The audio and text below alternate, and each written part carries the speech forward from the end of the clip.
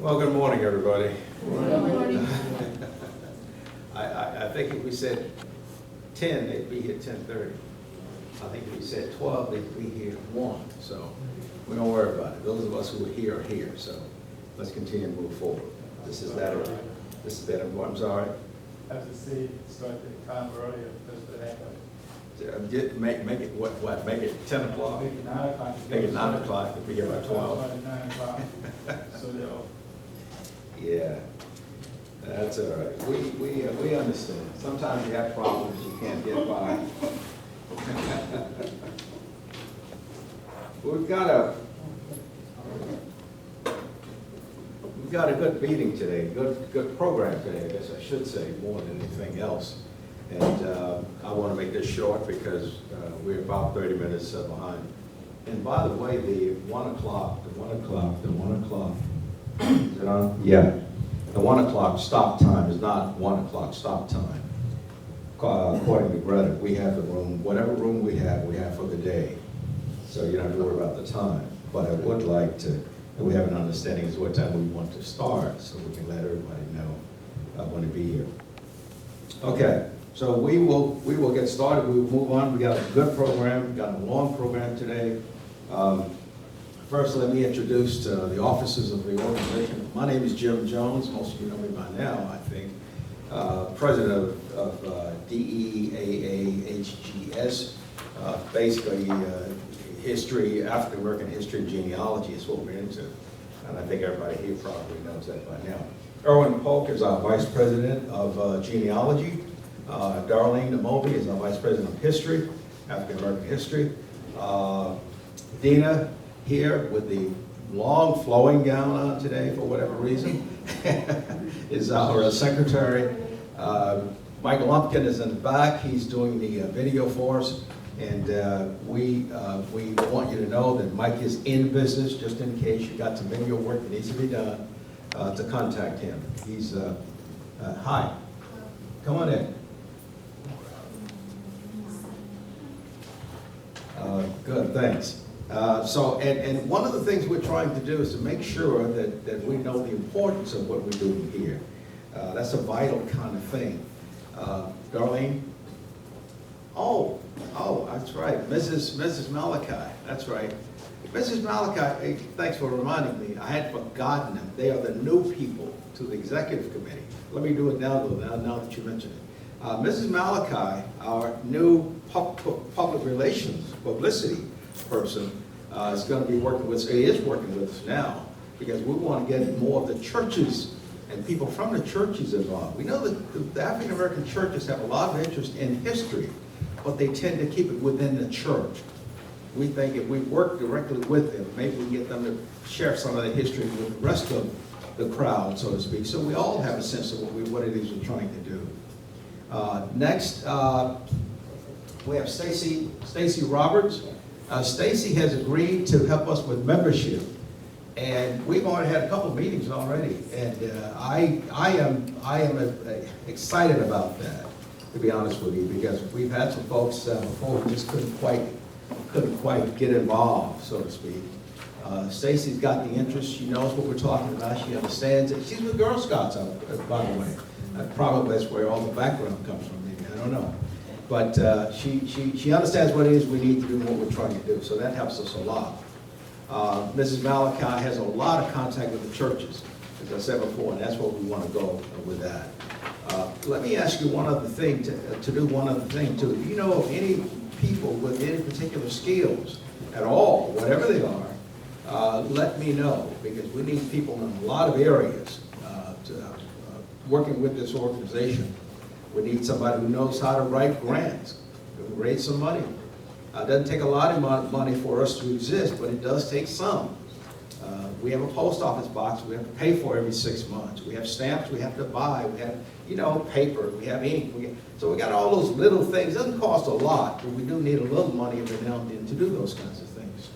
Okay, just so you know. So again, we've got a good program. Our officers are here. I think we're going to. I think you'll leave today feeling like you really learned something. Certainly hope so. And we've got a special person with us today. Her name is Crystal Baynard. Crystal? Crystal Baynard Norman, yes, sir. Okay. Crystal is here. Crystal is a local poet. And she will be on in a few minutes to give us a little bit of a feel for what she does and how she does it, et cetera, et cetera. Two things I want to do before I introduce Crystal. I want to give you a little puzzle, something I want you to think about between now and the end of the meeting. And then at the end of the meeting, I want you to give me your answer. We've never done this before, but it was something this is a true situation. This is something that happened to me this week. And I want you to take a shot at it and see if you can figure it out. If you're writing something down, what I want you to write down is frog, F-R-O-G. This is serious now. This is it's not out of a comic book or something. This is real. Just write the word down, F-R-O-G, okay?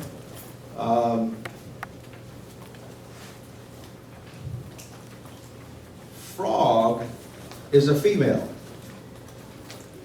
And she is, and I want to say this slowly so we get it right. Frog is my mother's brother's daughter. Frog is a nickname, needless to say. And you know, I sometimes talk about nicknames. Nicknames are vitally important. So make sure you understand as you're doing your search, you look for those nicknames because there's some people connected with them. Okay, let me do that one more time. Frog is my mother's brother's daughter. Got it? Okay, now at the end of the meeting today, what I want you to do is to tell me what her relationship is with me. That's an easy one, right? I see brains turning over upside down here, trying to figure that one out, okay? I want to know at the end of the meeting today what her relationship is to me. Tell you another, and I'll tell you the rest of the story too when we get there. Okay, I think we are about ready to start, and Crystal, we're going to start with you, okay? If you need a little time, let me know, okay? As Crystal is getting ready, let me tell you how I found out about her. I came to Delaware in 2000. First time, probably, except passing through here. First time I've been here. Came in 2000. I think it was 2004, Crystal. I'm not sure. 2003 or 4. At the library. Yeah. I know it was before 2005. I think it was 2004, 2003 or 4. A friend of mine, Crystal and I both know, had a little, I guess it was an art show. Yeah, art show. And he had invited Crystal to come and do some poetry. And of course, I have heard a lot of poetry in my day. But I've got to tell you something. That's been 10 years ago. And I never forgot what I heard from this lady. I never forgot. I've heard it since then one more time too. But it just stuck with me. And I said that one of these days, we're going to hear Crystal give us her version of things that are happening in the world and things that are happening in life. And so I brought her here today, and I hope she can come every time. And if she can share some of her work with us, we would really appreciate it. Crystal, you're on. Good morning. Good morning. Good morning to everyone. We had a prayer breakfast at my church this morning, Friendship Baptist Church, and the word was empower. And so it was an awesome venue this morning, and I had to do a poem for them as well. And then I was like, well, I can't stay to the end because I promised Mr. Jones that I would be here to see his group, to meet and greet, and to share with you as well. So who am I? I am me just like you are you and she is she. I'm a woman of morals and standards and spirituality. You see, in me, you have a friend because I believe in confidentiality, yet you need to know who am I. I'm an artist, a teacher, a poet, and aromatherapist, and now everybody knows it. You see, I'm that sister that walks down the street unafraid of the challenges that life would have me meet. And then again, I'm also the educator with the booming voice, and I make sure that you know, in all you do, you have a choice.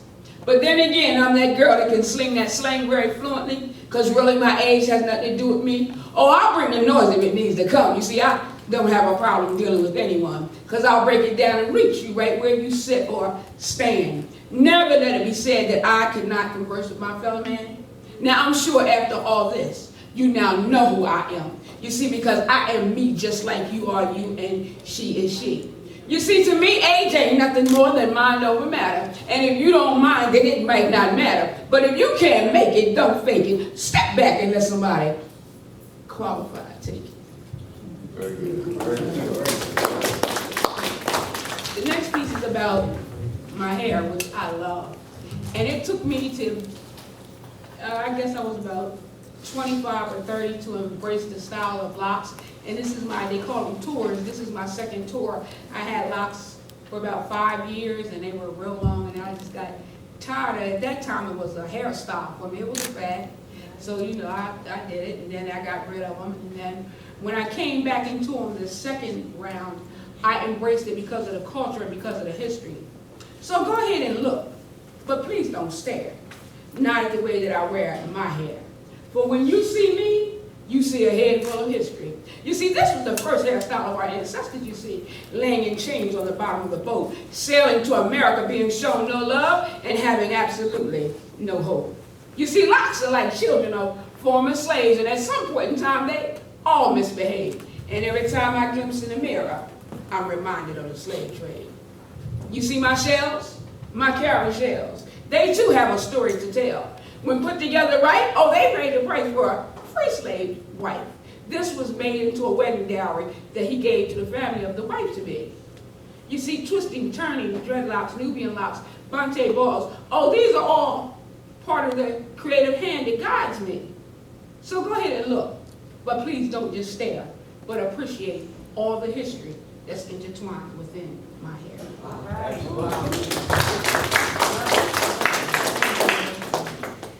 When Mr. Jones asked me to come, and as he told me about the group, I got excited and I said, well, let me come up with a special piece just for them. And it's called That's My Tree. It looks familiar. The roots went deep and stretched wide. The branches overhead went from side to side. The leaves represented family and the history of our past. Some of it was built on the backs of our ancestors, if we could just ask. Instead, we had to search, to seek and find, to look at roots and photographs and spend a little time in the fibers of our names. Our stories too numerous to tell. Just like gold mines, our history should not be a mystery, but keep it alive and keep it doing well. That's my tree, springing up inside of me, bringing forth fresh fruit and strength from the bottom near the root. Don't be afraid to find your kin. You never know what book your history is written in. Give yourself a chance to say, that's my tree. Find out the name and the hidden mysteries. Pass it on to the youth. Thank God for modern technology, wherein they can see proof and print the truth. Every family has a legacy, and everybody has a tree. And it's up to us to keep it alive, to continue probing our history. That's how your tree will maintain and survive. Just remember that you heard this from me, because that's my tree. But yet, you have trees too. So if we collectively put them together, just imagine the awesome botanical garden view, because that's my tree.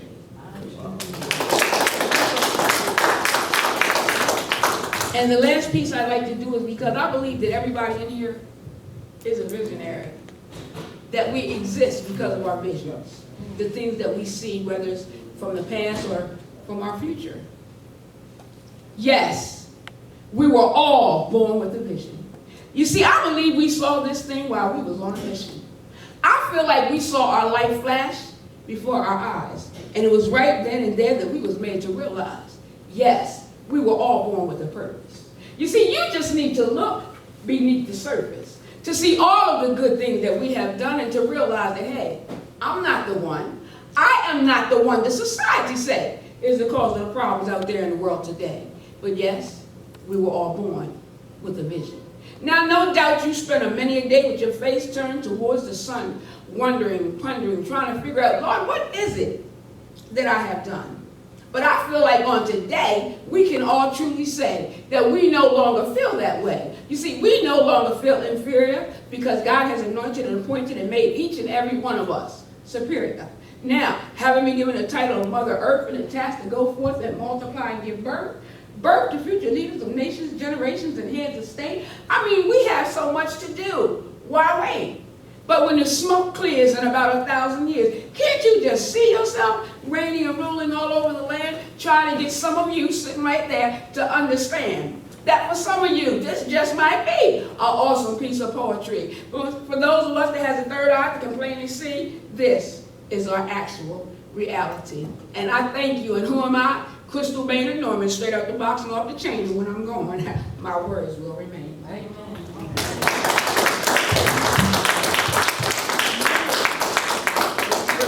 Crystal, you got a book. Have you I published have, something? I have CDs that has a musical background. I didn't bring anything with me today. That's all right. But I do have them, and I have a website that's being constructed because I'm also currently putting together a poetry book, and I also have a love story that'll be out soon, y'all. It's called Separating Realities. Beautiful. Thank Beautiful. you. Give her another hand.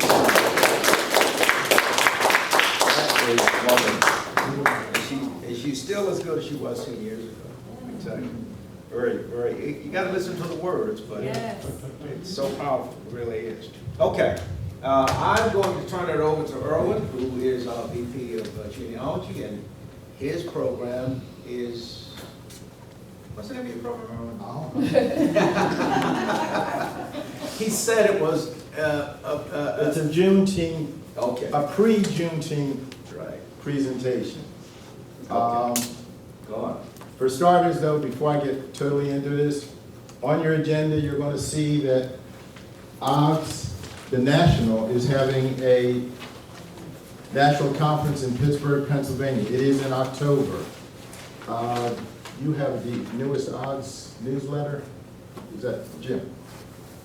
That's not the newest one. Okay. But Well, anyway, it's in October. Those of you that are members, you're all welcome to come, and you don't have to be an officer or anything, because most of the people won't be officers of the organization. I've never been. I did win an award last year, so I have to show up this year to say thank you.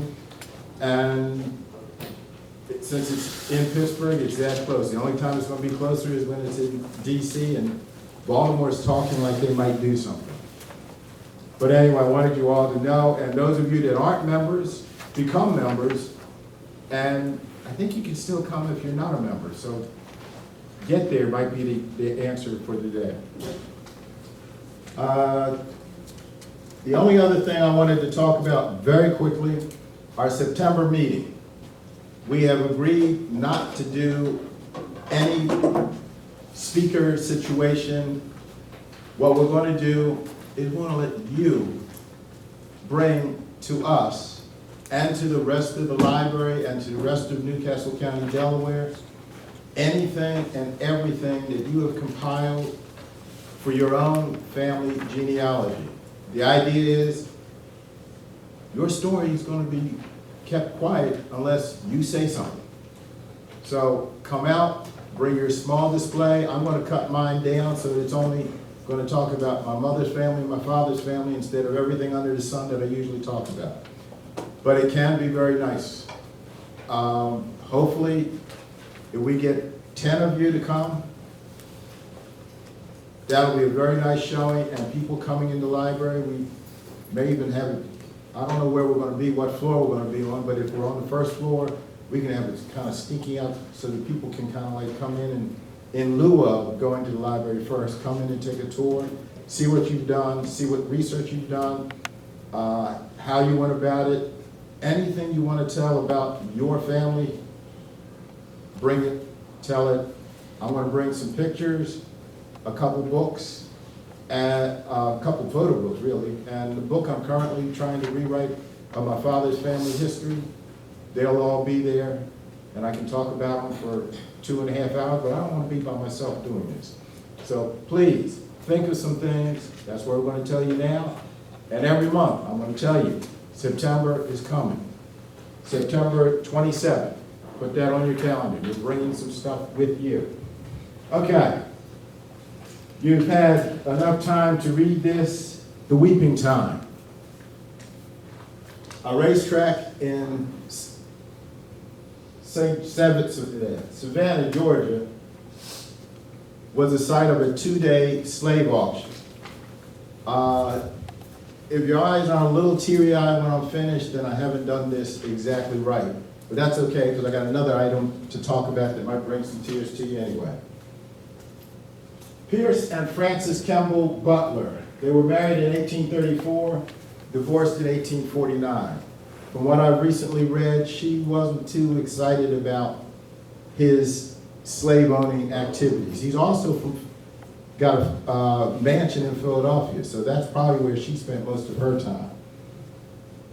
And for some reason, heads always got cut off whenever I did a copy and paste, and I couldn't understand it. Well, maybe that computer was trying to tell me something, you know, to chop these people off anyway. Pierce Meese Butler is his full name. Portrait of Frances Fanny Kemble Butler. Very nice young lady. I think she was Northern born and bred. The mansion that he owned in Philadelphia, just quickly going through, obviously all the pictures are bad because they're pictures from the 1800s and put on the internet. Largest slave sale in Georgia history. One of the largest sales of enslaved persons in U.S. history took place on March 2nd and 3rd, 1859 at the 10 Brock Racecourse, 1/4 mile southwest of here. That's probably the only thing that exists of the racecourse today. To satisfy his creditors, Pierce M. Butler sold 436 men, women, and children from his Butler Island and Hampton plantations near Darien, Georgia. The breakup of families and the loss of home became part of African-American heritage, remembered as the Weeping Time, hence the name. The event was reported extensively in the northern press, and reaction to the sale deepened the nation's growing sectional divide in the years immediately preceding the Civil War. And the Georgia Historical Society put this marker up. But he and his brother had like 900 slaves between them, and out of that, his 436 slaves were sold to pay his bills.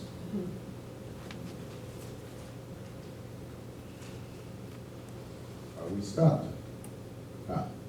Why the massive slave auction took place? Oh, this is not a good color. Pierce Butler had gambling and other debts amounting to $700,000. He and his brother John owned about 900 slaves. 436 were auctioned off. The slaves sold for $303,850, and his Philadelphia mansion sold for $30,000. Wasn't much of a mansion at that point. Everything probably went cheap, because if you've ever been to an auction, you'll know nothing sells for regular full price. So the slaves were getting sold at a bargain. To answer your question, Jim, even if you had enough slaves, you'd go here and buy some more because they were a bargain. And then you could sell them at your own location. People came from all over to this auction because so many slaves were available. They put 440 Negroes up for auction on this, for this sale. The bottom for sale is another item. They were selling horses at the same time. So, you know, horses, slaves, they're all one and the same. For sale, long cotton rice Negroes, a gang, okay? A gang of 460 Negroes accustomed to the culture of rice and provisions among whom are a number of good merchandise and house servants, mechanics and house servants, will be sold on the 2nd and 3rd of March, next at Savannah by Joseph Bryan. Terms of sales, 1/3 cash. Negroes will be sold in families and can be seen on the premises of Joseph Bryan. The Charleston Courier Daily and Tri-Weekly Christian Index, Macon, Georgia, had something to do with advertising. But imagine, there is something good in this. Just a little bit. That are going to be sold in families. But, how old are you, young man? You wouldn't get sold with your mother. You'd be sold on your own. Because you're over age. I don't know what the cutoff age, it might have been 14, 15. But for the most part, children, little kids, got to stay with their mom and dad, if possible. The first family brought out were announced on the catalog as George, who was 27, a prime cotton planter, Sue, 26, a prime rice planter, young George, 6, and young Harry, 2.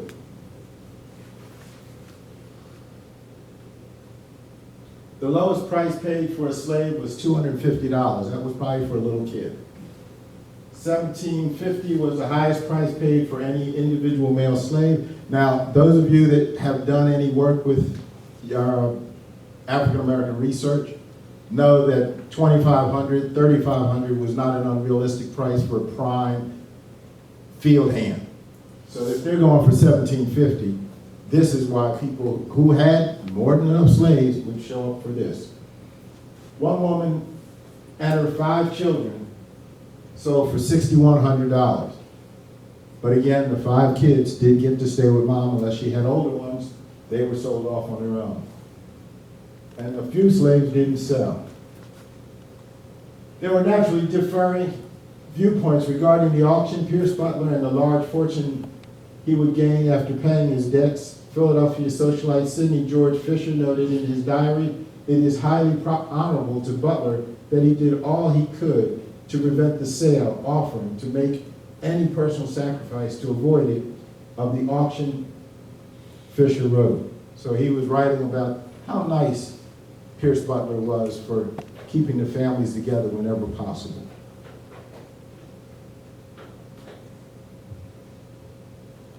Another news article is this dreadful affair, however, selling these hereditary Negroes. Families will not be separated. That is to say, husbands and wives, parents and young children, but brothers and sisters of mature age, parents and children of mature age, all other relations and the ties of home and long association will be violently severed.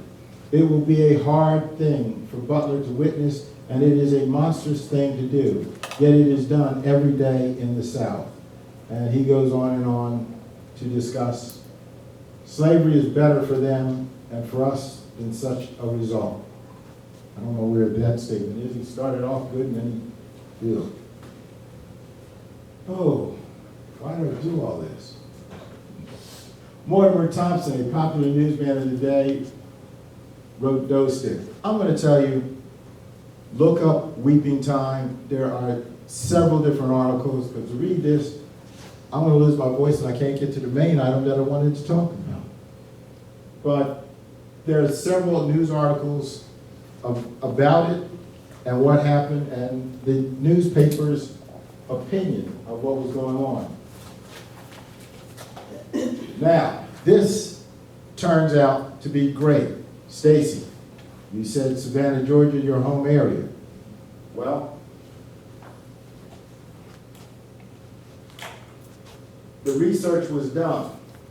You can also find this. I'm going to pass this around so you can see what I believe it was the 1870 and possibly even the 1880 census were researched, and what they did was they got the names of the slaves being sold, matched them up, and research what happened to them in 1870 once they were free. So you can see quickly what it is about. But that's also on the internet. Annette Holmes, while researching her family, put this together, and one of her genealogy projects. Do we need one of those? A genealogy project for the group? We can do that. Yes. This is what it looked like. You're at the race course, you're having fun, you're seeing the slaves being sold. I guess the auctioneer and the actual slaves are down lower so that the bidding can be done, and those that were actually going to bid could be there. But for those in the general stands, they got to see what was going on. Sale of slaves in 1860, South Carolina. This was another time of weeping. On January 9th, 1860, 235 slaves from the estate of General James Gadsden were sold in Charleston, South Carolina, to more than 30 purchasers by the Shingler Brothers auctioneers.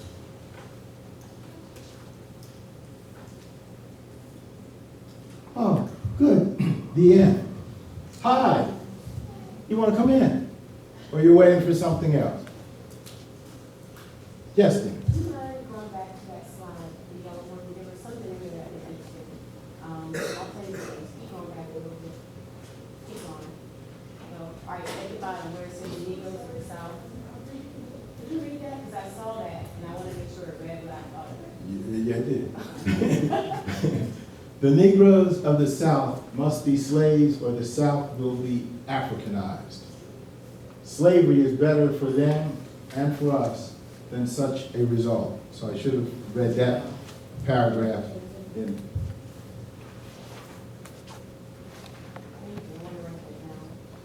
Okay, it's on the internet, so I'll tell you how to get it if you need it. Now the hard part. State, cool.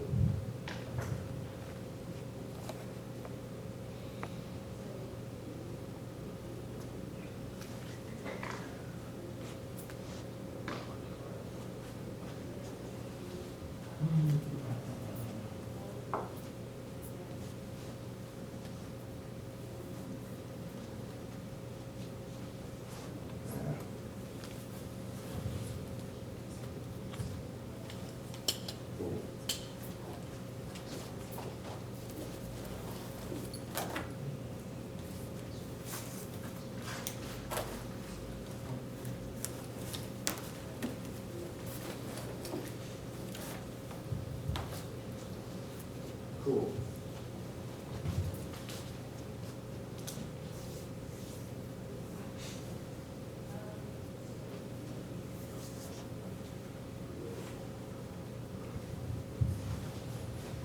Juneteenth Jubilee Day. Oh, by the way, I'm wearing a shirt that I got from the Delaware Juneteenth Association when I was their unofficial historian. A gentleman by the name of Bernie Wilkins asked me to help him. He and I met at Neighborhood House, and he told me, find out information. We need this information. I'm like, well, you know more about it than I do. He said, no, you need to research it. And ever since, I've been saying something somewhere during the month of June or as of this time to tell people about Juneteenth. Very interesting day. June 19th, 1865.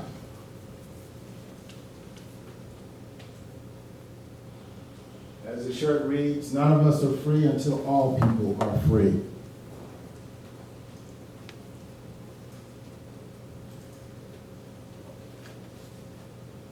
America leading to Juneteenth. What was going on in America right after the weeping time in 1859? April 12, 1861, the Civil War began. Hostilities between northern and southern states.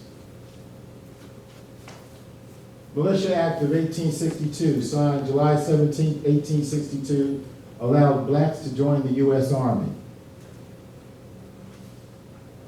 September 1862, President Lincoln drafted the Emancipation Proclamation. We all have heard of that. Has anybody not read the Emancipation Proclamation?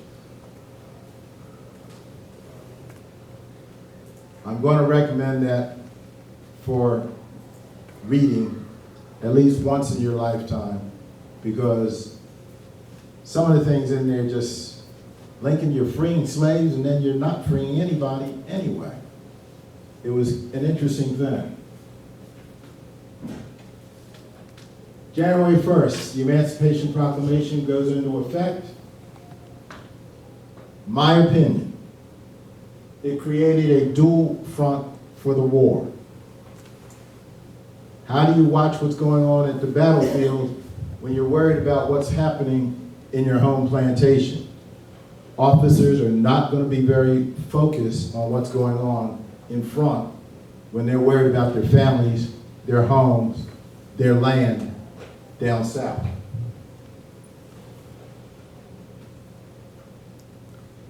Union soldiers would advise slaves that were free whenever they entered a southern area in rebellion.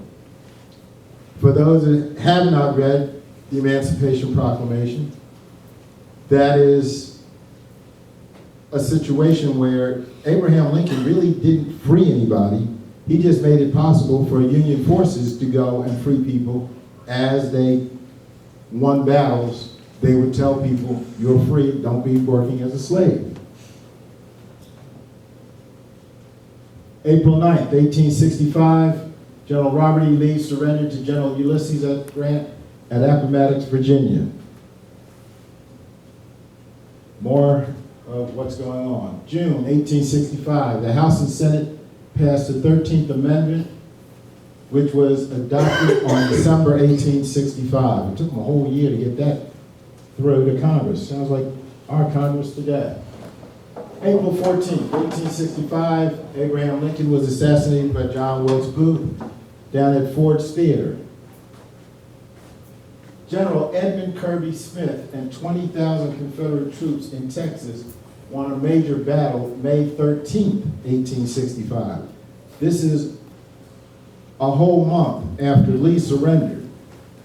Confederates were still running around fighting, and they had 20,000 soldiers down in Texas willing to fight and die. And they won the battle, too.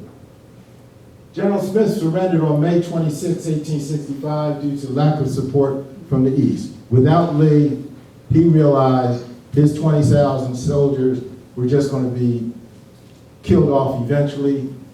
No matter how many battles they won, they weren't going to win the war. It was over in the East. It's over for him in the West. The seaport city of Galveston, Texas, surrendered on June 2nd, 1865.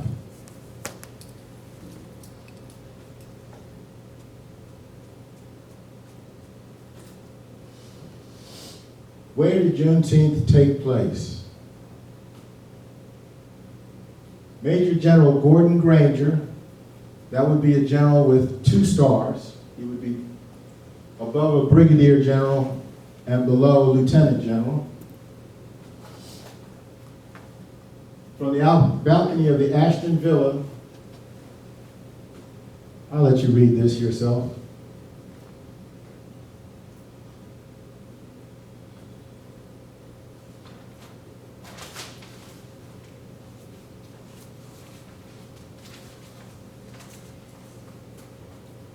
But for the slaves and the people of Texas, General Order Number 3 was prepared.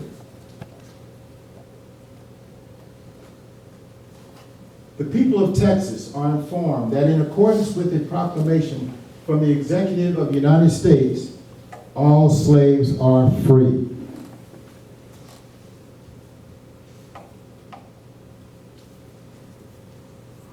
This involves an absolute equality of rights and rights of property between former masters and slaves, and the connection heretofore existing between them becomes that between employer and free laborer.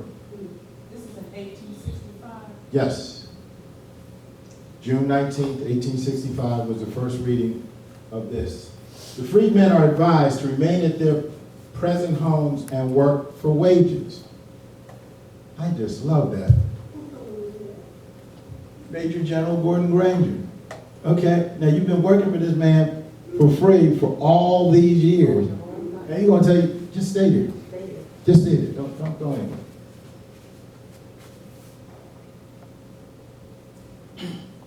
And then call them lazy. They are informed that they will not be allowed to collect at military posts and that they will not be supported in idleness either there or elsewhere. I just had to share that one more time. They've been working as slaves all their lives. They know nothing else but work. And now, okay, you're going to tell them to be free, and they're just going to not do anything? How presumptuous of him. Yes, Steve. No, you're not. Was there a governor at the time of Texas during this? Governor of Texas? He was Confederate. Okay, I was wondering, like, what? Yeah, when Galveston surrendered, Union forces were able to come in and say, hey, you can listen to that guy if you want, but you're free as far as we're concerned, and we will support that idea. We have the forces that now say, and they surrendered. Did the Union stay in Texas while this was going on to support the newly freed African Americans? Like, did they have any support at all? Because they're being told to work for wages, but how did that? Yeah, there's some people who go with that.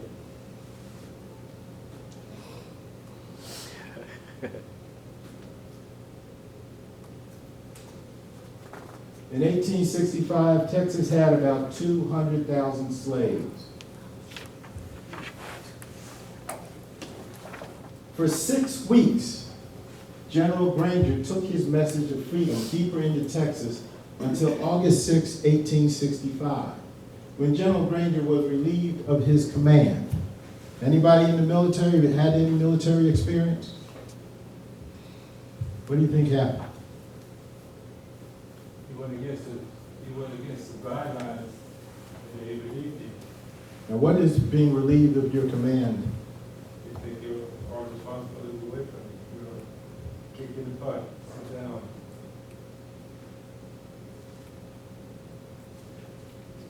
He was fired. Yeah. He was doing the right thing. Why? Anybody have a wild idea? What month did Juneteenth take place? June. Agricultural states such as Texas. Harvest.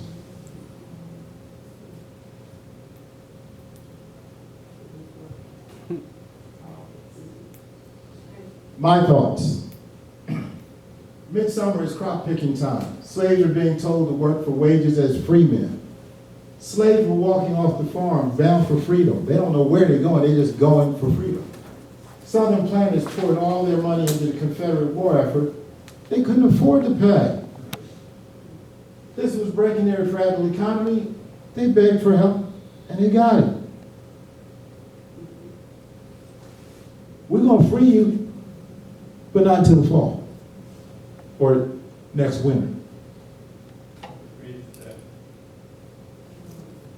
This is a picture of Major General Gordon Granger. Didn't get his head cut off. Oh, and he landed on his feet. He ended up as a professor at some school up north. So he was, he was okay. He just got fired from his military position. Before I get started, any comments as to why you think Juneteenth is important? Even though you lived in Delaware, even though your family was from South Carolina, North Carolina, Georgia. Any comments, any suggestions as to why it's important?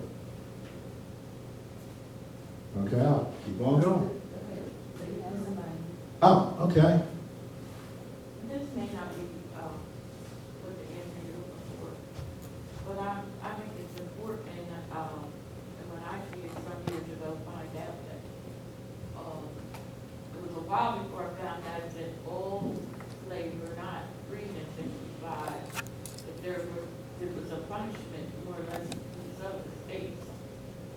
then define it, Juneteenth.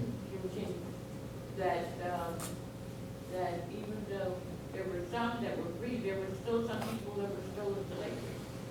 I think that's very important to know. I'm going to address that in a few. Well, anyway, the 4th of July, America's independence. Well, now, theoretically, all the people in America are supposedly free. America needed an end to slavery, and the slaves needed to be informed of their freedom.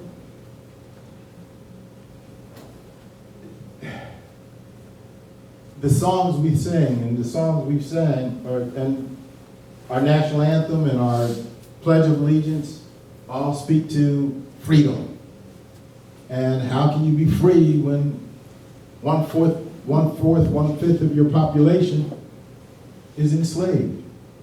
Without Juneteenth and the ending of slavery, how great would this country have been? Think about it. And I did this at work one year, and there's a lot of people from west side of the Pacific, Asians, and I asked them, do you think your parents or you yourselves would have come to America if slavery had still been in flourish today? And most of them were like, no. So we needed to get the slaves free so that the rest of the world would think this is a land of opportunity.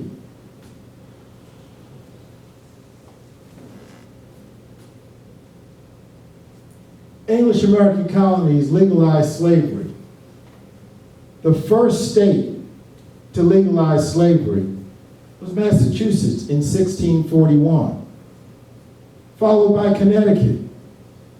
Then the southern states, 20 years after Massachusetts, start saying, okay, slavery's a legal thing. It had been going on. Why not legalize it? Virginia, Maryland, New York, South Carolina, Pennsylvania, Delaware in 1721 legalized slavery, followed by Georgia, where the weeping time took place.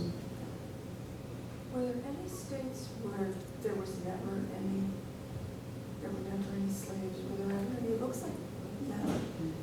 Except maybe. These are English colonies, Oh, okay. and it's even worse in the Spanish.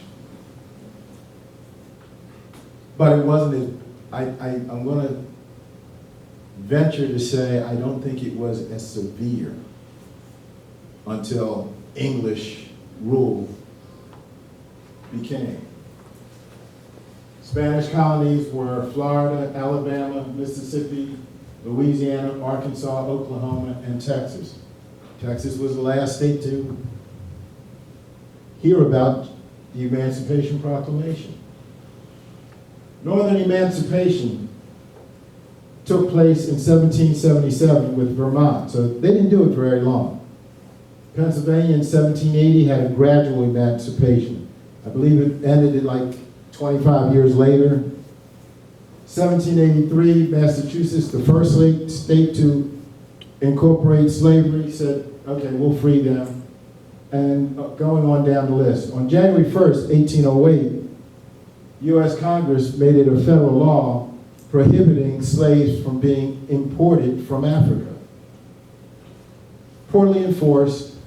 The way to get around that is don't come off the west coast of Africa, go around the Cape Horn and pick your slaves up there, and then come in, and you have it made. You've heard of Lamasta? These were slaves brought in directly from Africa. They sailed them first to South America with the idea, then we'll take them north and sell them as South American slaves. It was okay to bring slaves from South America to North America because many of the slave owners owned properties in both hemispheres, in both continents. I'm not going to read this. There's a whole bunch of anti-slavery laws, and most of these are about southern states freeing their slaves. September 28th, 1865, South Carolina amends their state constitution forbidding slavery. Now that was, the Civil War ended in April on the East Coast, and it took them until September to get around to passing a law saying slavery is not legal in South Carolina. North Carolina was even longer. December the 13th Amendment was abolished, which abolished slavery in the United States, was adopted and ratified.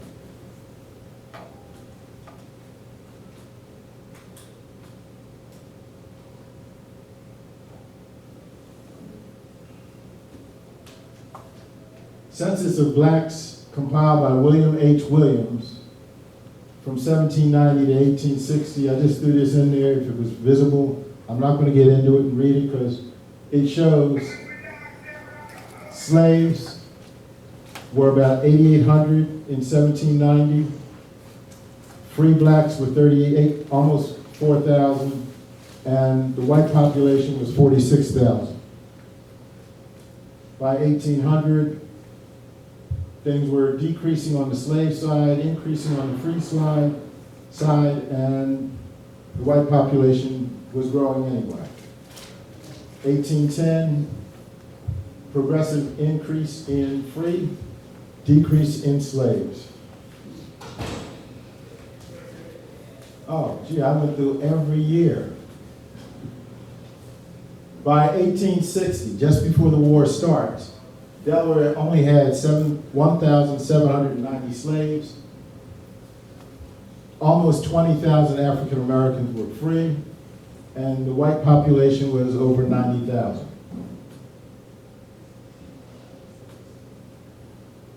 And this is state of Maryland. I do a lot of speaking down there, so I don't. The Juneteenth flag is the one on the right. Of course, you recognize Old Glory.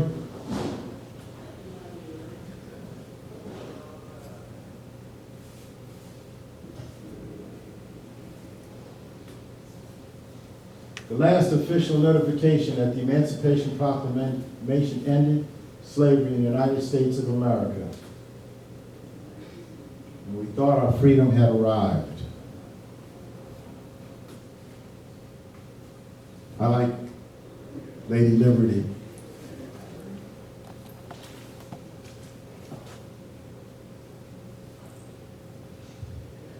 Any questions? I know I've fed you a lot of information in less than an hour. Yes? I have a question. When I was built for using time to passing around, I noticed that the ages of the slaves that were sold, I don't think I saw one over 54. So I would say approximately the range from birth to 54. Now these were in the prime of their lives. I wonder what happened to the people, their late 50s, 60s, 70s, 80s, whatever, if they were living. I don't know. Here's one of the advantages of being a member of more than one odds group. You get various input from different people about situations. Excuse me. One, a slave's work life may only progress to a certain age. So after a certain time period, in some areas, you might have been freed just because you reached the age of 65. They didn't expect you to live much longer anyway, because the life expectancy was only like 40. So if you got that far, he's free. One of the things you'll find if you're doing research and you find black slave owners, look at who they're buying. Look at who their slaves are. Because if they all live to 1870 census, you may also find they bought their mom and pop to give them some sense of peace and tranquility in life before their twilight years. So you always took care of your family. You may be a slave owner, but you don't slave your mom and dad. Yeah, there are some people that might get into that, but very rarely.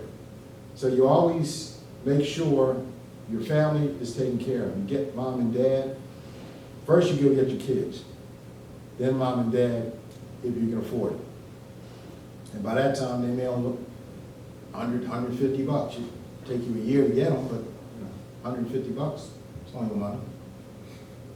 So that's one theory. I can't answer what was because maybe the brother of Pierce Butler had already died before 1859. So what they did with his slaves, other than just keep them working his estate, I don't know. But the idea is they were there. Maybe they took all the old folks over to his side and only took the young ones that could actually earn some money. He needed money. Come on in. Just throwing a little info on that, if you're looking for older slaves, look in the tax records of the owners, because they'll be in court and they'll say, no longer taxed on slave Harriet, age 60, slave Peter, age 60, no longer paying taxes. They'll be dropped off the tax rolls after a certain age. Which And kind you of get like, their name and age. right, it kind of like it identifies they were free. My, the matriarch of my family was freed in 1809. She's living with one slave, adult, and one son. Her daughter was also freed, but this was like 1840. 1850, there's no longer a slave male living with her. It's now listed as her husband, Frederick Pope, who was the first black, to my knowledge, in America. He was free. You don't get listed in this U.S. Census by name unless you're a free person. And if things were correct, here's a person born prior to 1875 who now in 1850 would have been maybe 80 years old. He and his wife are now able to say they are husband and wife. You have a question? Okay.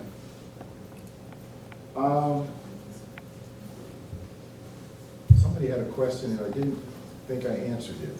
Dina, did I get all the questions, answers to your questions? Okay. On that timeline with the emancipation, Lincoln did the emancipation in 61. He did it, he wrote it in September 62. Oh, 62. Right, He was assassinated in 65. 65, so it really didn't become law until 65. It became law January of 1863. That's why Okay. So, Many- so 63, some were officially free But until 65. from 1863, as the Union was going around winning battles, because they really weren't winning a lot of battles prior to that, but as they started winning more and more battles, they started explaining to the slaves, just like Major General Gordon Granger, that you're free. You don't have to work for slave wages. In fact, while the war was going on, they actually had things for them to do. So that a lot of times you were able to get in and become, like my great-grandfather on my mother's side was in North Carolina. He was a little guy, but he was too small to be like a drummer or anything of that nature. So they just let him walk the horses as the officers came in. He could walk the horses and cool them off. So he got a little job situation going. And from there he met Quakers that ended up getting him to New Jersey. But you have people down in that area. You may want to take that, That's right. yes, when it's all passed around. So I'm just thinking there was a little gap between that 63 and 65, they were still, a lot of us were still being Yeah. enslaved. They didn't get the word They out. didn't get the word out. Oh, thank you. No. We were talking South Carolina and, slaves not being freed right away. Let's see. I keep a list of some of the things I've learned from the Afro-American Historical and Genealogical Society Incorporated. This is where I got the idea of talking about the weeping time, because Dr. Donna Holly brought it to the Baltimore chapter. There was a gentleman named Charles Austin. He came and talked about his research for his family in South Carolina. From 1865 to 1890, some former Confederates burned records containing information about blacks. Slave information was kept with the livestock records. Slavery continued in parts of South Carolina until 1871 or 1873.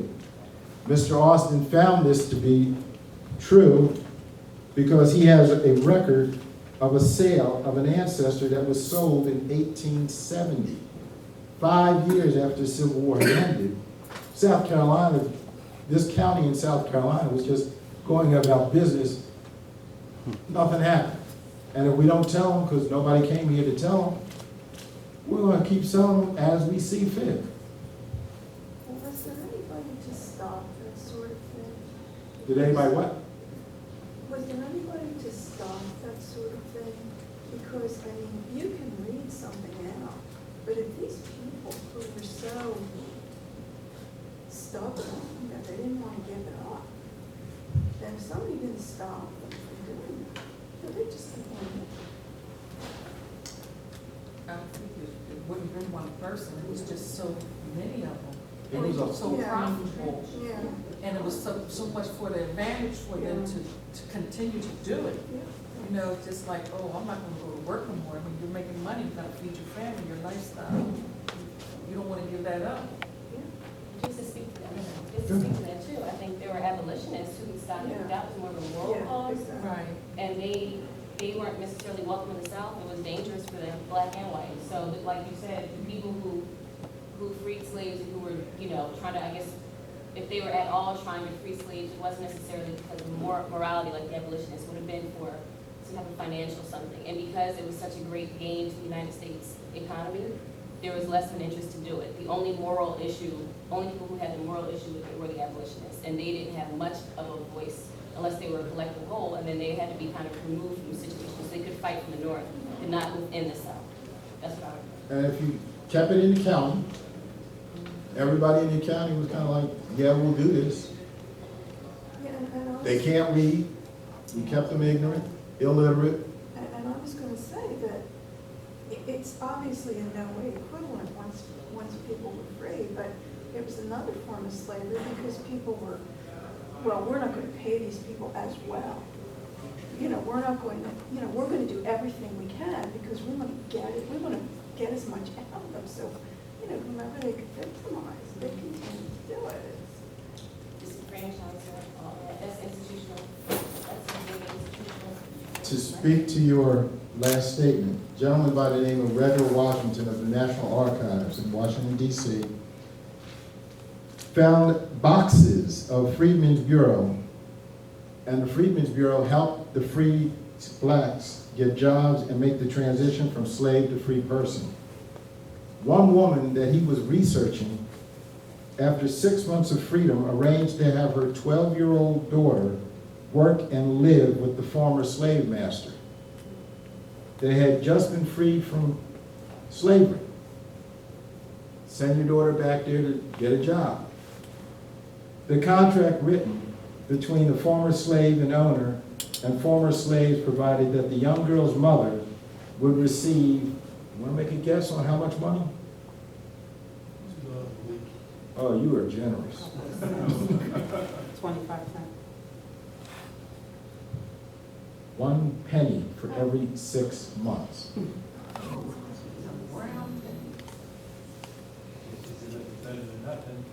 She didn't have to feed the child. She didn't have to put clothes on the child, didn't have to keep the child in her house. 2 cents that the child makes, and mom's getting that 2 cents to go towards mom buying her own food. Well, and you can't fault the person who did that, because I'm sure that they really did that because they really did not have any recourse. And, you know, that's enough in itself to say that. Yeah. And remembering their economy, a penny went a whole lot further back then than it does today. You buy the pennies a lot. What's the likelihood that 12-year-old girl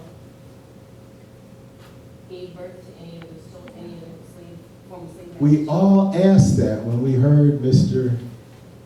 Washington give that little statement. They all wanted to know, because ultimately he did find her on the census with her mother, and no extra child was involved. So, but everybody, the first thought they had is, oh yeah, he's gonna take advantage of her and have his way and do whatever. And either he didn't, he got away with it and didn't get her pregnant, or she lost the child if there was one. But she and her mom, only she and her mom were listed on the census following 1870. The children being down there was really Yeah. had a big family and really supportive. Very Miss Malachi, you're writing upside down. Yes, I am. I was writing and told my mother probably, but there was a custom, and I had some very good grandparents, and I'm not taking my family down. They raised 4 of their grandchildren, they had their own children, and my grandfather was just a tenant farmer, made a very small salary. And I think I mentioned before. Yes, you did. You know, my mother was 14, and it was a custom, and she did, I don't know how long. It wasn't real traumatic because she didn't harp on it, but she was hired at 14 to work for a white family down in Eastern Shore, Maryland. Live in, hired out, and whatever salary she got was given to my grandmother, grandfather to try to make it. So when she left doing that a little later, they still have the Catholic Benedictines down in Ridgely, Maryland. There used to be an orphanage when my mother worked there as a teenager. And she would have been 102 in January that just passed. So that was 1927 around this 2 years. She worked to the orphanage, but she was paid as an employee then, and I guess she handed it over to my grandmother. Now, I didn't ask her, I don't know what she did with her salary, but it's still there, but it's not an orphanage. It's a school for some type of handicap or autistic boys. But what I'm saying, it was still going on, even though it wasn't slavery, it wasn't much above it, and it was still going on in the 1900s. Yeah. Well, I'm going to end my little presentation because we still have more to go. Yes. That's the, I'm going to lose my voice if I stay up here any longer. So we have got to get me off the stage. Never going to get the name right. Please let me know. Thank you for having me here today. I will try to speak English. I'm a Dutch speaker for less than 2 years in the USA, and I try English because I have a lot to share with my people.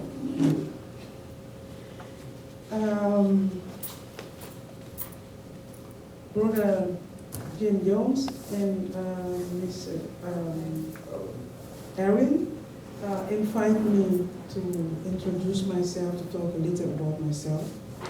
I come from Suriname, and before I start to share more with you guys, I want to do a prayer. How am I used to do that? In my village, the village where I come from, in Suriname, in the Battle of Suriname, and I want to do a prayer together with you guys.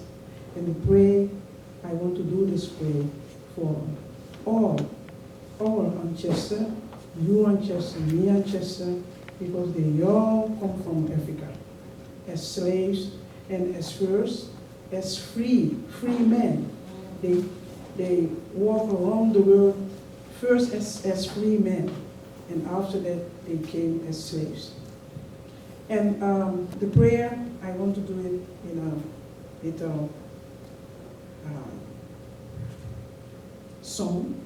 And the song, I want to do it in one of my African dialects, because the place where I come from in Suriname, we have 6, 7 different African dialects that we speak, and I can speak all the different dialects. And I want to ask everybody to hold our hands.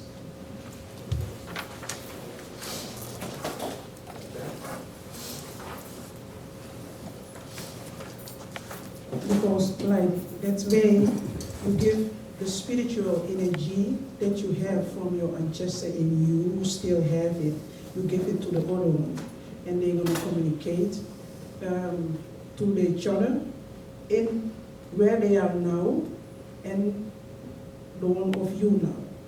Because all your phones is on the ground, we are in a building, it is meet with the ground. Masa ganga dulu bigado yepi man. Tata ya bigo ni ba. Imbe isabisi abigi ko isabisi akaba. Nkulu zambe hoy. Nkulu zambe hoy. Ndegandi nkulu zambe tena matoko toko. Ndegandi nkulu zambe. Gandi gantata gado mama gado uno abi uno sabe aliba kutiagu wakahi kamia lontu ucha hi sembe piki mafute ya bigi minsifa bigi minsifa piki minsifa langa minsifa sat ucha hi esi mkuti dem tampo adi sembe ya kifesi uhi ugan sembe di chao ide mbegi libi mbegi kosontai mbegi nyam mbegi bebe mbegi hi su ucha ide sembe ya ki adi suku di deta suku grand sembeudi, deta suku mama, deta suku tata, deta suku ba, deta suku sisa, deta suku tata, deta suku om, deta suku mi, deta suku galambiki, deta suku hison, deta suku. Chai de ne, deti kuli ade dumi, ade nyama, ade bebe, ade waka, ahiyan deta omi kule. Luku vasai deo, yutamani de. Luku vasai deo, yantamani de, yantamani de. There you go. Thank you.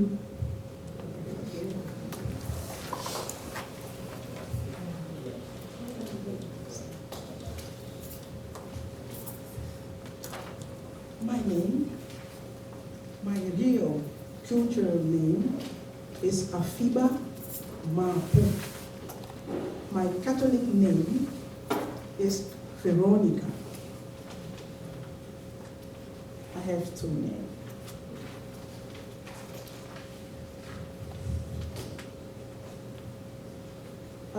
Try to do this. I try to make a short piece of the word map to try to talk about where I come from and how the African relates with me and the whole world. And this is, yes, I don't have. Yes. This is South America, this piece. And this is America, where we are now. Oh, we don't have some. Oh, is that? Okay. This is South America. And Suriname, you see Suriname here? Yes. You want me to touch it out a little bit longer? She's good. Yes. And this is Africa. You see South America and Africa, and there you have America. You have Canada, and you see it United States. And then you have Europe. Mhm. And now I'm here. I'm in USA, and I'm born in Suriname, and I've lived here 27 years. And after that, I migrated to the Holland, to the Europe. Why? Because Suriname was a colony of the Netherlands until 1975. Then we connect because on all of our schools in Suriname, we get the Dutch.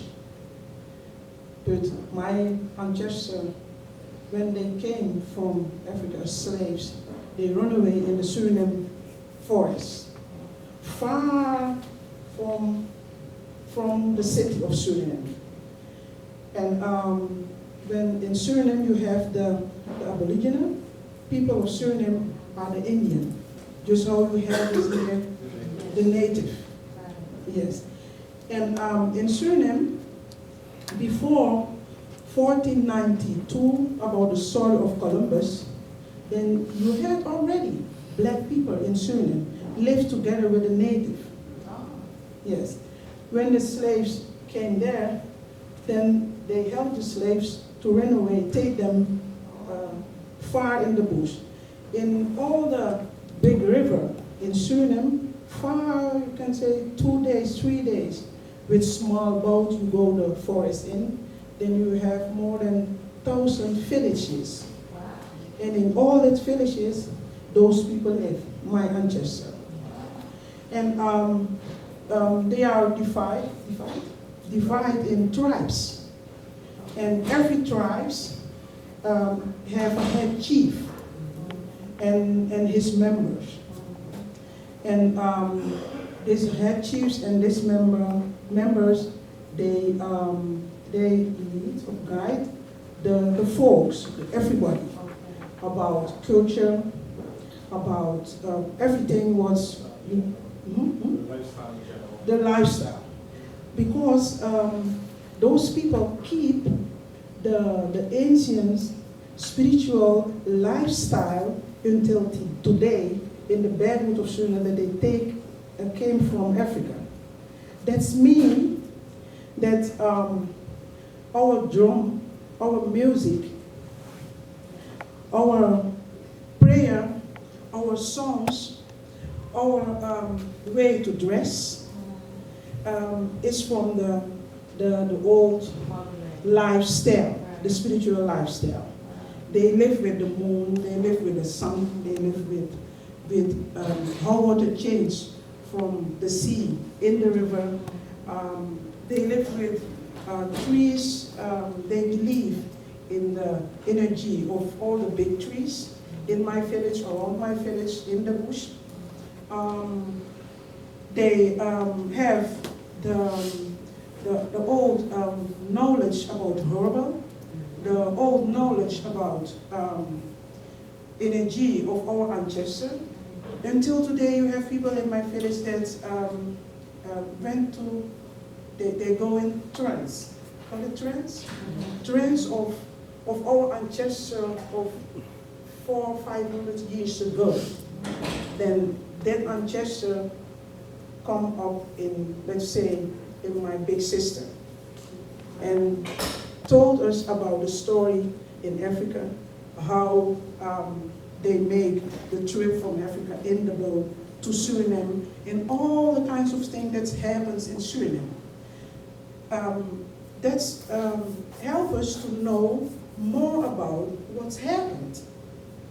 Because in the time of slavery, in the city of Suriname and around the city of Suriname, you have the plantation. Those people cannot keep nothing or information in their mind no more. But the people that run away, go in they still keep it. And in all the year from, we talk about from 1500, we have stories in Suriname, from 1500s. The people in the bedroot of Suriname keep fighting to free the slavery around Paramaribo, or around the city. And in 1760, the first tribe get it done to sign, what is it, a commitment? Agreement with the slaves, people in Paramaribo. That's mean that that first tribe is free to go and do what they want, not in whole Suriname, but they give them where they can go. And in 1763, the second tribes signed it to be free, but they still came to fight with the slavery to get the other people free. And in 1963, the first emancipation, what we call it, the people get free. And when they get free, they sign the paper of whole Suriname. All the 6 tribes came from the backwoods with the chief, with all, the knowledge of fighting, of what they have. And they came from the backwoods, from Suriname, in Paramaribo to the people. And they talk about it, say, okay, those people, the slaves people are free, but we want them to work for us 10 years more to get everything done for us before they can go and stand where they want. And they keep fighting for the 10 years. And the people didn't work 10 years because the people of the backwoods and Suriname, the Maroons, they call it Maroons. Maroons mean in French animals that run away. Yeah, cattle that run away. That's Maroons. That's the name that they give my ancestors, the people in the back of Suriname. Okay. Yes, I always. And you see here, this one is my village. This is the village where I'm born and grow up. But now you have more houses. I don't have enough time to. You have more houses, bigger houses now. It is modern, you can say. We have now a road in our village, a big village, that you can drive with your vehicle in the village to the river, because every village is around near the river. Because all my ancestors, they walk with, you see the boat, the small kayak, you see a woman on the riverside, they washing clothes, and that's how it is in my village. Here, you see this is, I think this is from 1600 something.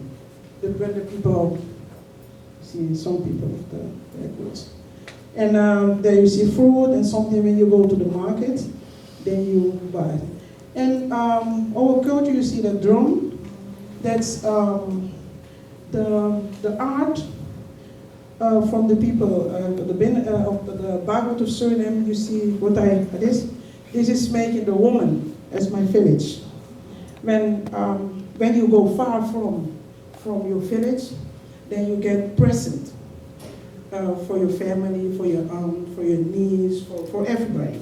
Because I get lots of presents when I came here to take with me. Then I can think about them and just keep the bondage. How do you say that?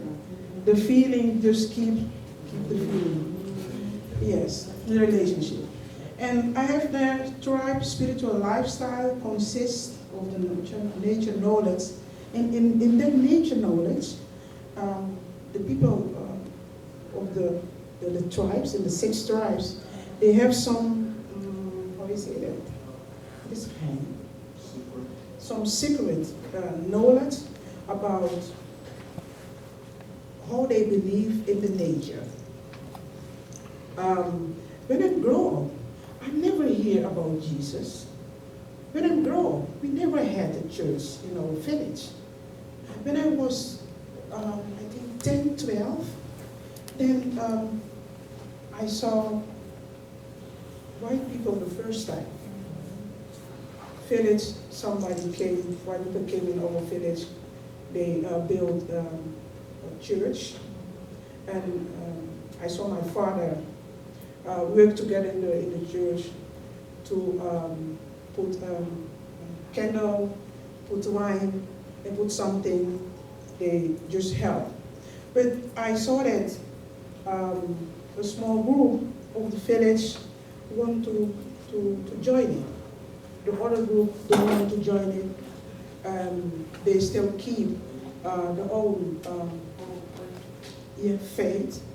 The old faith consists that every children that born, I try to do it in the English, look for words, that's born, the whole community in the village is responsible, have the responsibility of the child. It's no matter if you are not family. That's the system. Every grown folk is responsible to give this child the culture, to tell him story, or her, to make sure that when this child have reached the age of 10, 12, he get the first ceremony. If you are a girl, you get the first ceremony with some piece of cloth, and this all the big woman of the family of other people or your sister make this with the hand for you, nice thing, they do everything with it, and you get a ceremony in the village. You go by everybody, eat, drink, dance for you, because they give you the feeling that you are one with the community. They give you the feeling that you have to think about yourself. They give you the feeling that you are a woman. They give you the feeling that you are worth. They give you the feeling that you get a responsibility too for the community.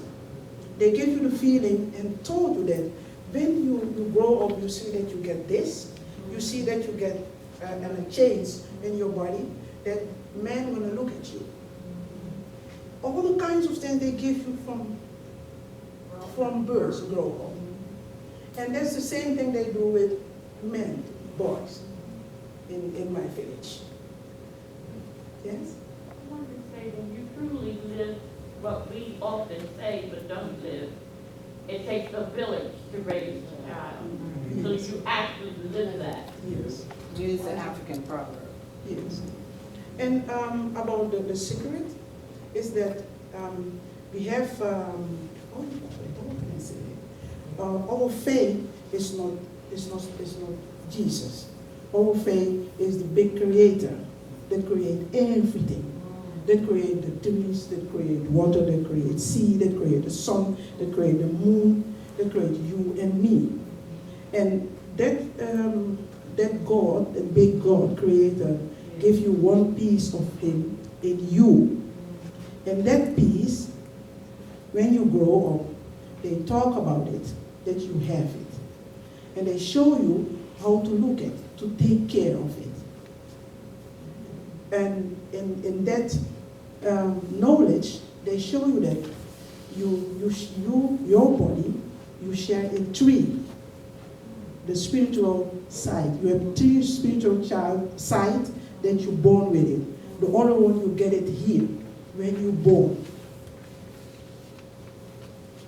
And the one of them is combined. The two, one of them are the two pieces, one of your father and one of your mother is the one. The other one is what the Creator gives you to be a man, to be somebody, to be a human. And the other one is the one that the Creator look for in the environment where your mother and your father grow up, when they come together to get you, where they make love sometimes, or where they grow up. Then you have one energy in the environment. It can be an energy of the water, it can be an energy of the forest, it can be an energy of animals, a big one, or a snake, or no matter. And with that tree, they raise you up. And when you are here, and when you grow up, then the other one, where you grow up, gonna come together with that. And the tree that you have, they have to allow the other new one that, to come in. And one of them, and you that you grow up with it, that's, let me say that, keep, let me say that, lead your talent, if you have a talent, if you're smart, what you want to do, it's no matter. If you will be the president or you will be some. And where we believe in that when you're born, you have two sides. The other two sides, that's mean that you can choose with your will. You will the good and the bad side. And the three things, that the three energy that you grow, you're born with that, they're gonna help you not to choose the bad side. That's why when you're born, they begin to look for it. Not when you're born, when your mother pregnant. When you're pregnant, in my village, then you have lots of things that you cannot do. Everybody watching you. Everybody watching you. Nobody want to see your belly. Nobody want to see you sitting with your food open. Nobody want to see you eat outside. Nobody want to see you this. Nobody want to hear you mad. Nobody want to hear you make trouble with nobody. Nobody want to see you sit in your own. That means you have problems. You can sit in your own, and people want to know why you want to sit in your own. Okay? Hello? Okay, and this is one of the house, inside of the house in my village, the old house in my village, but you have a new one now. The old one is, they share it in two, the front side and the back side. In the back side, they sleep in hammock, or what hammock? And now you have bed. People buy the new modern bed. And the front side, this is one of the young woman in the village.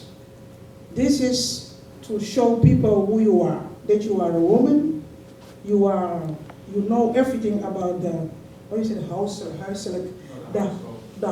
household. You can cook, you can wash your pan and everything clean. Nobody want to see you dirty. You are a woman. No woman have to be dirty in our village. Everybody gonna talk about it. It's no matter if I'm not your family, because you are in the community. And there you have a photo there. They organized in my village Black People Day in October. Then you have everybody gonna cook, show how good you can cook, show how good you can make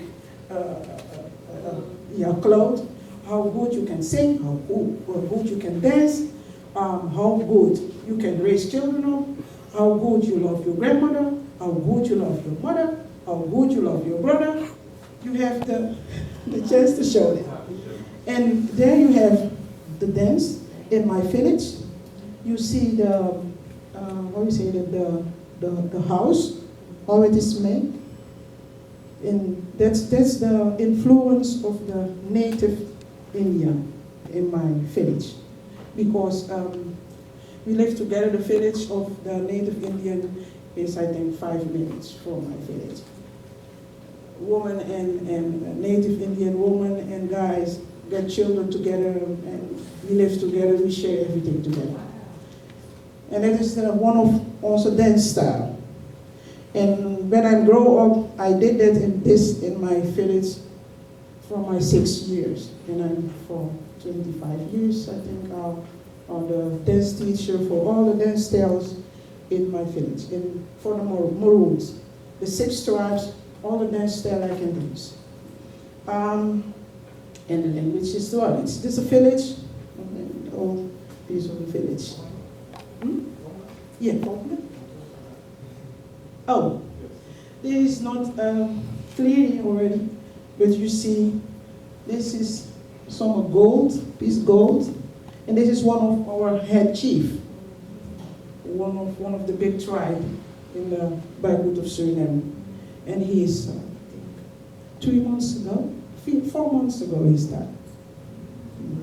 And they are basically now to inaugurate somebody else. Yes. And for this, you have a particular way to do it, because the chief, they don't give somebody else. They don't give everybody.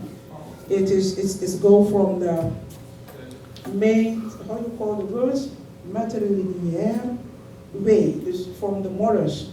It's our family line. Yes, yes. Our family line, how you know who's your family, you have to look at from the mother. Grandmother, grandmother, grandmother. That's how we look at. And all the 6 tribes have different groups in the 6 tribes. And all those groups have a name. And all the name we know. I know it's that the name of my grandmother of my father, the name of my grandmother of my mother, the name of my grandfather of my father, the name of my grandfather of my mother. I know exact which one I'm really come from. And I am in 2000, in our grade, 2000, I think? Yeah. 2000, from the head chief, and get the inauguration in the Netherlands. They came from Suriname in the Netherlands because when you work with the culture, you want to share it with other people. You look for all the children that come in. I did this more than 25 years, every day. Dance, cook, how you dress, the way about what I tell you next, just about how you have to look yourself. You have the 3 bases. I gave it in Holland, I think 15, 20 years. In my own radio program, I am a radio host. Where is it? Oh, yeah, I come. This is the native Indian. Oh, yes. And this is the spiritual dance. Somebody is in trance. And I do this too. I go in trance too when it is necessary to help, to give information. If somebody is sick, if it's necessary to give some hormone knowledge that you need to use for some disease, then I go in trance. I can do that. This is the different groups of people in Suriname. You have Japan people, you have Chinese people in Suriname, you have Jews in Suriname, you have Indian people in Suriname, you have Europe people in Suriname, everything.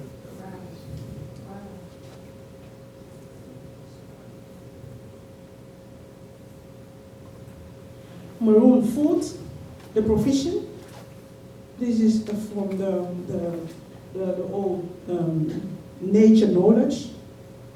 It's what all the energy of our ancestors when they came of people.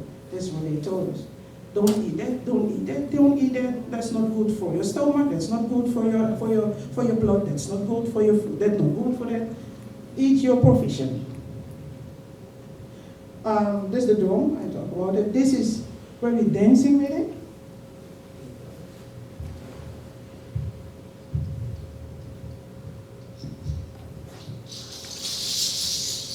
I take this with me because I am a dance teacher.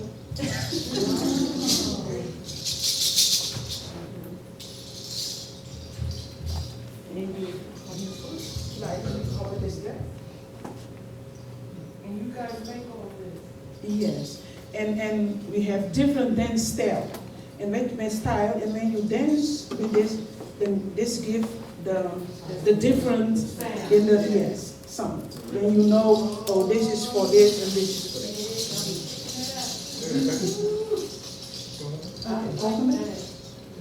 Okay, here I am in a studio, a radio studio. And I did my cultural program. Okay. The Netherlands, Europe. Emigrated in 1989. I started about colony of the Netherlands. I was a social worker. When I went in Suriname, I was a school teacher. And I did a lot of other things with swimming teacher for school children, dance teacher for children, young children and old women. And I have for 20 years a women groups in Holland. We did everything with a woman group. Radio host, television, when something's happening in Suriname, I went 2 times with the Netherlands government to Suriname to help.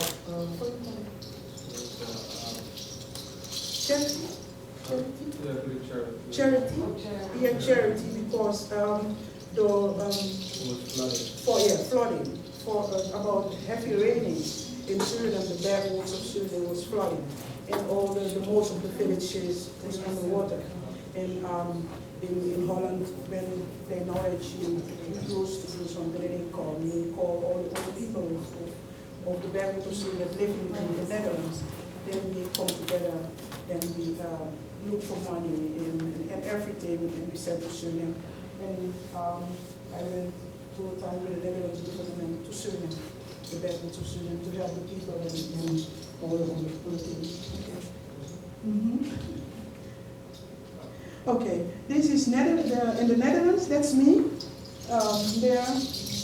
And this woman, you see me, and this woman is the first Maroon woman that's become a minister in Suriname.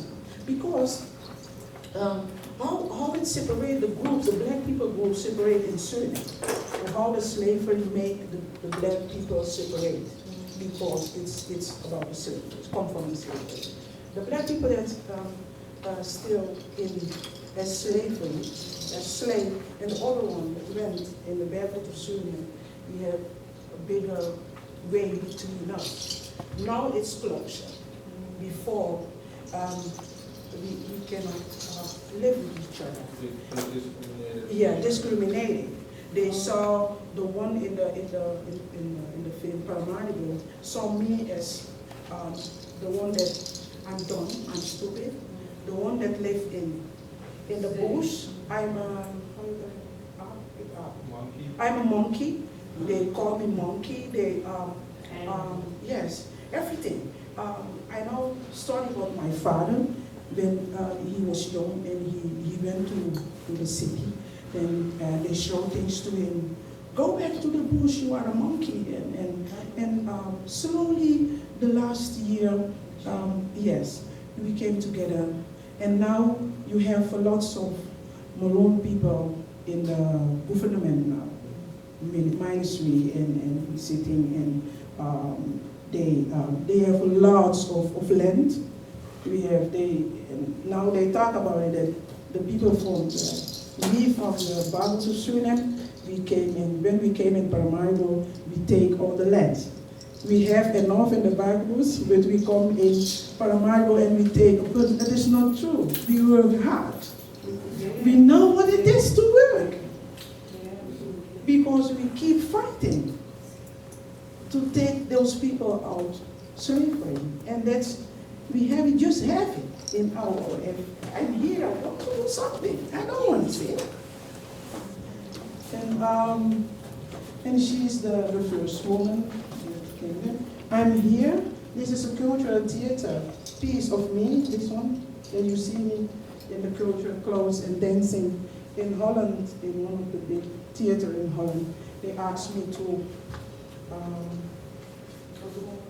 perform a big theater about the Maroon knowledge, the nature knowledge, and all the gods and goddesses that we believe in the gods and goddess of water, the gods and goddess of the sun, the gods and goddess of the forest, the gods and goddess of the animals, the gods and goddess of the set, the earth, desert, all the kinds of goddess have names, and they have different way how to approach them, different way if they make somebody go in trance, how to help people. They have different way how to support the human on earth, to be yourself, or if you have one of two diseases or something. Okay. Yeah, here, am I here? I'm here. Okay, this is, I'm there, in the middle. This is, you see, National Maroon Woman Day. And I am a host. I helped to do this and inaugurated at Bashar. I told about it already. The name Bashar, that's mean that I'm one of the members of the, what do you call it, of the head chief, was the member of the head chief. The cultural developer, that's me, dancer, spiritual healer. Yeah, I do this more than 20 years. Herbal doctor, yeah, it just no matter. If I go in the bush here, I know, I know exactly every, yeah, plants, kinds of plants, feeling, when I smell it, and when I taste it, I know what this can do, maybe for your eyes, or maybe for your mouth, or maybe for cultural event, and organizer and host. It's all kind of thing. Okay, second. Okay. Motivational journey to United States of America. I'm here. And all kinds of things that I talk about. I am spiritual motivated, and I know that I have a leader because the three pieces of mine, my father, my environment in the village helped me to develop that in me, that I can talk with it, I can see it, it can guide me.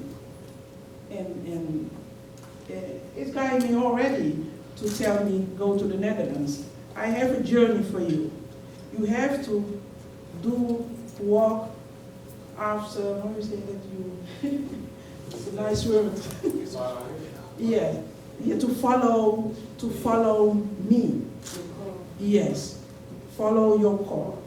I have more people in some kinds of continent. I've never been to USA. I hear about it. You have black people slavery in USA. And it was not easy for me to say, okay, I have everything in Holland. Holland had the house, the business, everything. And come here. Yes, and come here. I have people there. They need you. It's no matter how long I have to live. What's the matter? If I can do it for other people, if I can help other people, my people. And my father and mother died. My father died 2 weeks ago, and also when my father died, I think, okay, now it is time. I'm looking for my father and mother until they died, and I said, okay, I don't have nothing to lose. I take my 2 children with me, they always go with me, my daughter and my son. I have an older daughter, she lives in Holland, she married her, 2 children. And she said, oh Mom, I want to stay, you can go. It's all right with me. I had nothing else to do. I was done with school and everything, so I was good. So, Yes, like, my daughter too. She did international tourism and high school graduate, and he motor vehicle and furniture work. He have lots of, you can start it. That's why I'm here. And I want to be a member. I want to be members with you guys. I don't know what I can help, Mom. I think maybe in the future, it doesn't matter. Maybe in the future. Oh, okay. Okay, you have two questions. This is the first one that Mr. Aaron asked me in the mail. And I thought about it, and I cannot, how can I answer this? I want to answer it together with you guys, that you guys help me, because I talk a lot, I've talked a lot about it. The first one is similarities to the people from Suriname and the United States. It was not easy for me to give an answer. It's not about because it was bad, no, because my feeling, I feel that you and me are the same, and that's make it for me difficult to talk about it, because what I have in me and my experience from where I come from, I cannot look for similarities. We don't have the same experience. What you guys going through here is not the same as what I'm going through in Suriname and in Holland. If I have to give you similarities, maybe I don't want you to feel I'm better. I don't want you to feel that, because I'm here after a journey. But what I miss is the connect. I miss with my black people in USA. I try to ask people quietly, why the American people, the black people don't laugh? Laugh, what do you call it? Laugh big in the face. I miss that. But I know why not. I know why not. What your ancestors go through here, you have it still today. Yes, you carry it with you. And one African woman from Ghana told me in Wilmington, we talk about it, and I say, oh, I want to laugh more with my people. And she said, no, don't do that. They have their own problem. Leave them. I said, oh, okay. I said, okay. But that's not the answer that I want. And that's why I cannot talk a lot about things, but I don't see. When I come here, I walk with my daughter and my son, and everybody looks so